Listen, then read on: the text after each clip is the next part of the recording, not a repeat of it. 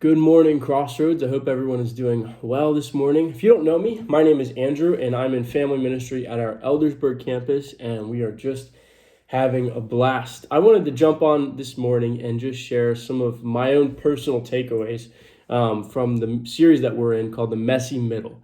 Yesterday, Reed spoke out of James chapter 1. And there were a couple things that he said that I really loved. And one of those was this idea of we have to choose something. When we're going through a tough time in our lives, we have to choose something, and that thing is perseverance. I loved this thought of choosing perseverance rather than an easy way out. And it made me think of Paul and Silas when they were in prison, and the Bible says that there was suddenly this earthquake that shook the foundations of the prison, and all the chains fell off, and all the doors came open. And this jailer woke up and looked around and realized, well, this is it for me.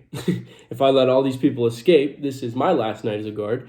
And as he began to take his own life, Paul and Silas said, hey, stop. You don't have to do that. There's a bigger purpose for you.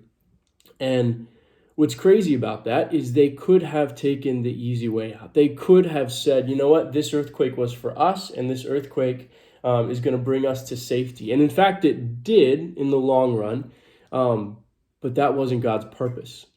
And that wasn't God's plan for their imprisonment. His plan was for that jailer.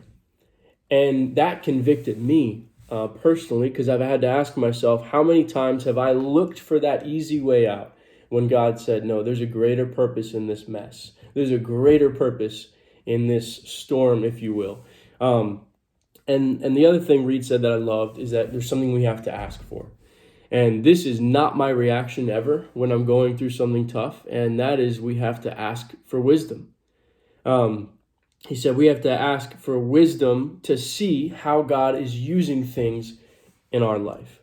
And the Bible says that when we ask for wisdom, God gives it to us. He's a good father. He wants to give us good gifts. And wisdom is one of the things that he wants to give us.